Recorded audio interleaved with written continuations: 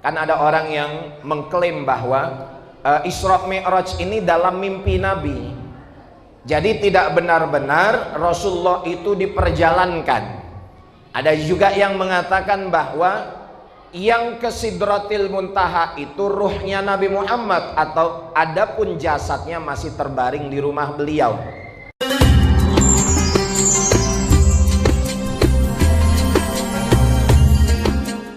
Ketahuilah bahwa para ulama menjelaskan, diantaranya Al-Imam Jalaluddin Abdurrahman As-Suyuti di dalam kitabnya Al-Isra wal Mi'raj, kana dzalika lailatal itsnaini lailatas sabi' wal 20 min syahri Rajab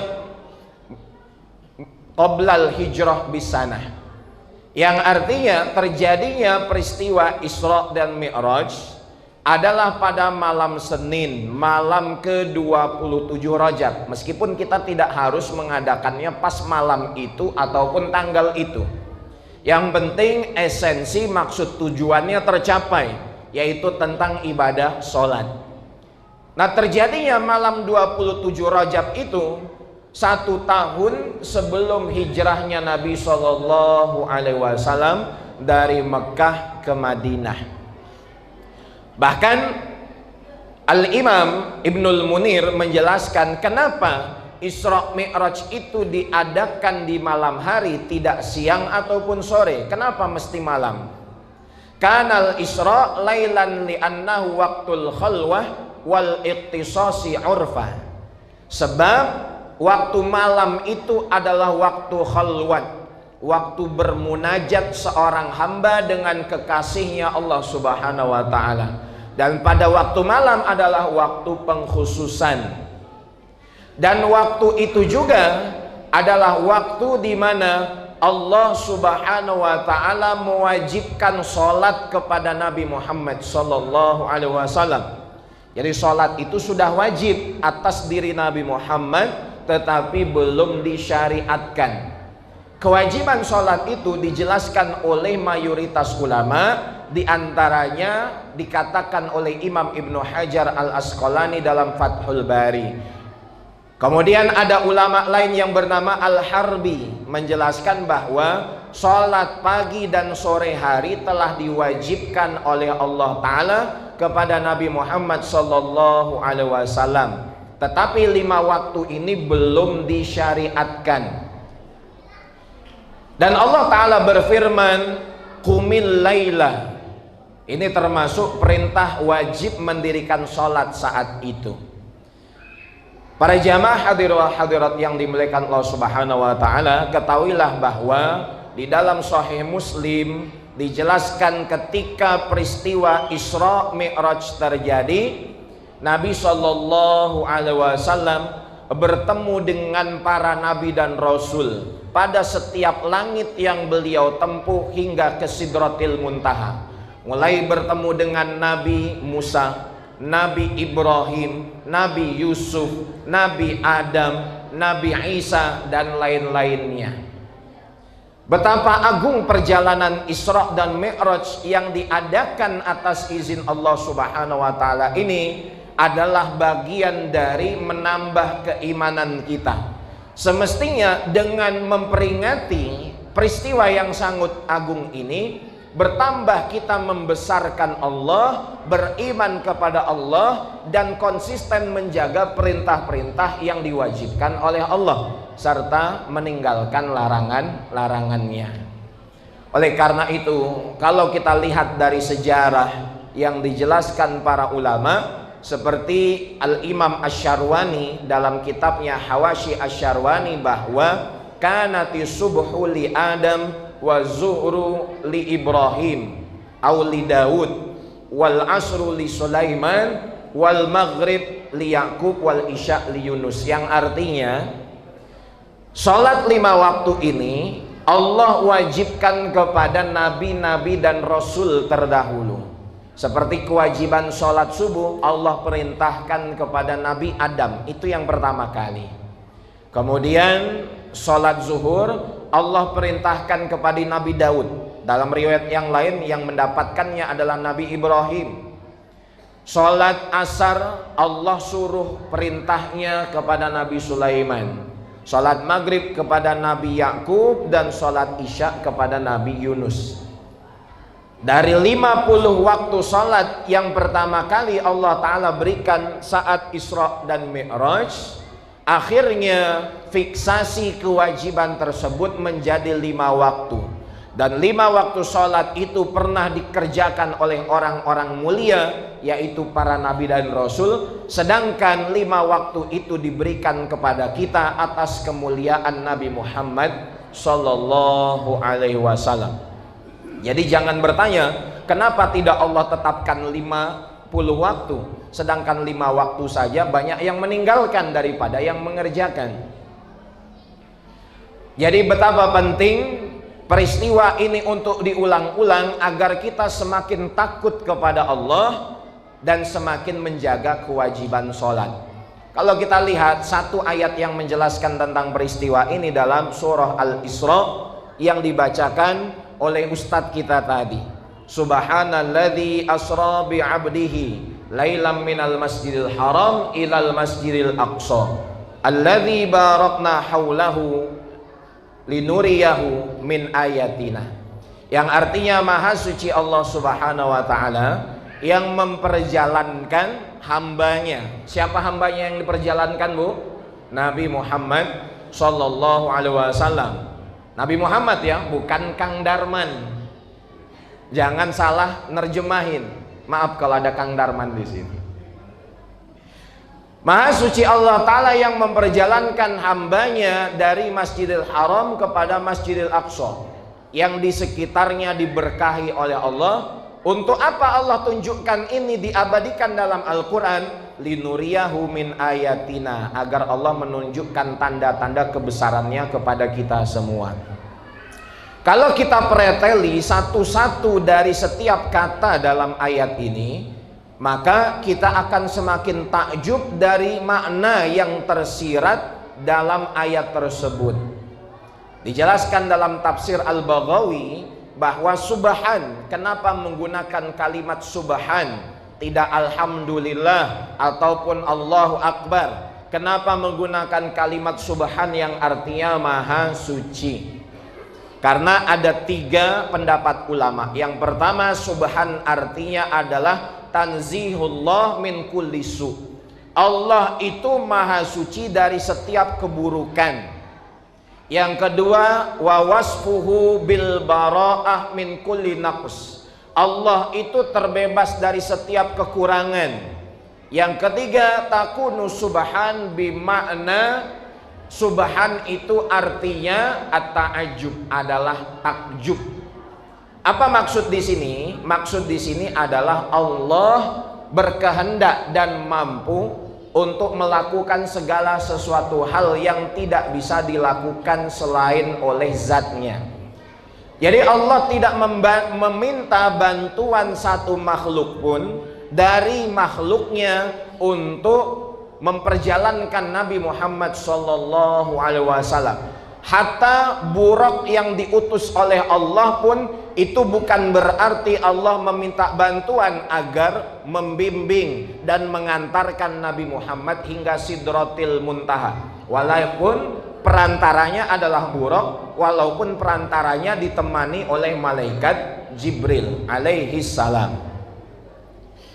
Kemudian di dalam kalimat ayat ini dijelaskan bi'abdihi. Kan ada orang yang mengklaim bahwa Isra Mi'raj ini dalam mimpi Nabi. Jadi tidak benar-benar Rasulullah itu diperjalankan.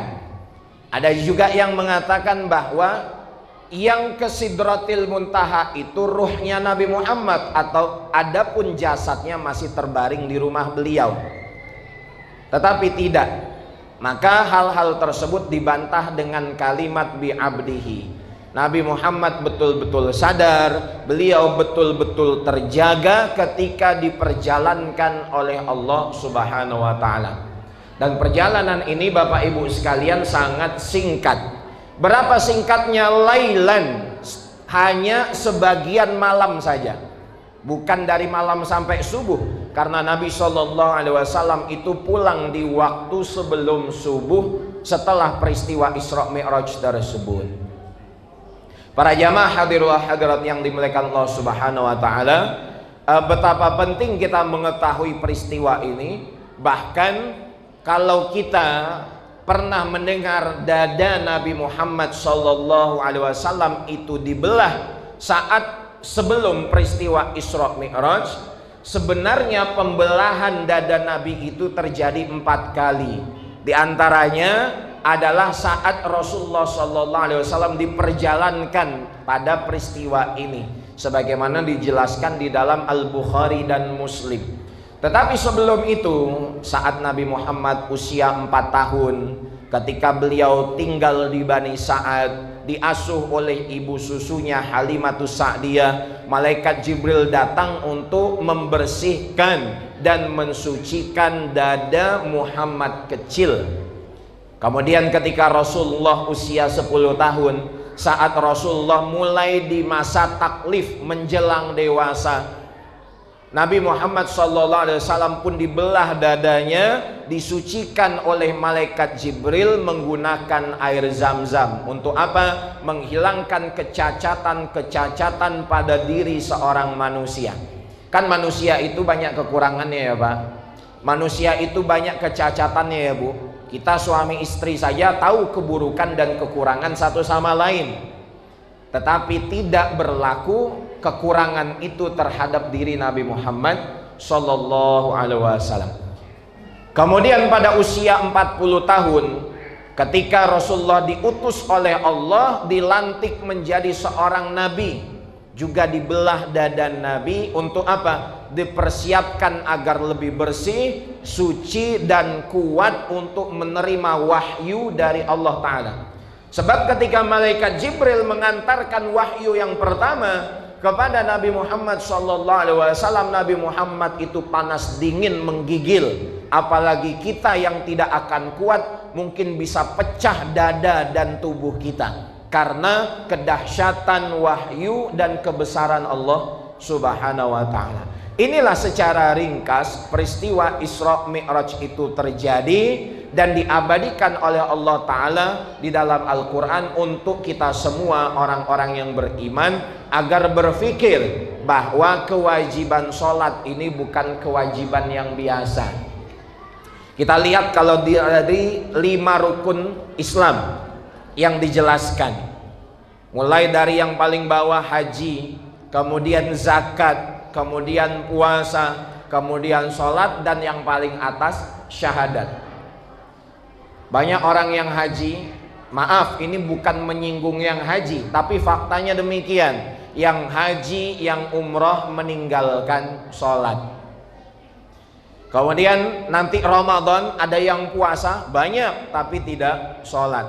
Nah kadang-kadang ini jadi problem kita. Ini jadi masalah yang belum selesai di masyarakat. Apa itu? Kita semua lebih semangat ibadah sunnah daripada ibadah wajib. Yang disunnah dilakoni, yang wajib ditinggalkan. Ramadan 5 waktu sholat nggak ke masjid, giliran terawih dia datang. Sholat Idul Fitri datang dengan pakaian barunya. Zuhur tanggal 1 Syawal dia nggak sholat, alasan lebaran. Kadang-kadang kita seperti itu. Puasa sunnah semangat, puasa qadha tidak kunjung dibayar. Maka jangan salah dengan hal ini, bahwa kewajiban itulah yang akan dipertanggungjawabkan di hadapan Allah, dan khususnya sholat ini. Maka dalam hadis riwayat Abu Daud dijelaskan, inna awwala ma yuhasabun nasu bihi yaumal qiyamati min a'malihimus sholah. Sesungguhnya perkara yang pertama kali dipertanggungjawabkan dari diri seorang hamba pada hari kiamat adalah apa? Sholatnya. Dan sholatnya itu sholat apa? Sholat wajibnya. Jadi kalau sholat kita ini baik, amal ibadah lain akan baik. Sholat kita rusak pun ibadah yang lain akan mempengaruhi. Bahkan nggak heran rasanya jika kita lihat ada orang yang sholat tapi maaf berzina, orang yang sholat maaf korupsi. Orang yang sholat, maaf nerima serangan fajar. Udah berapa ratus, Pak?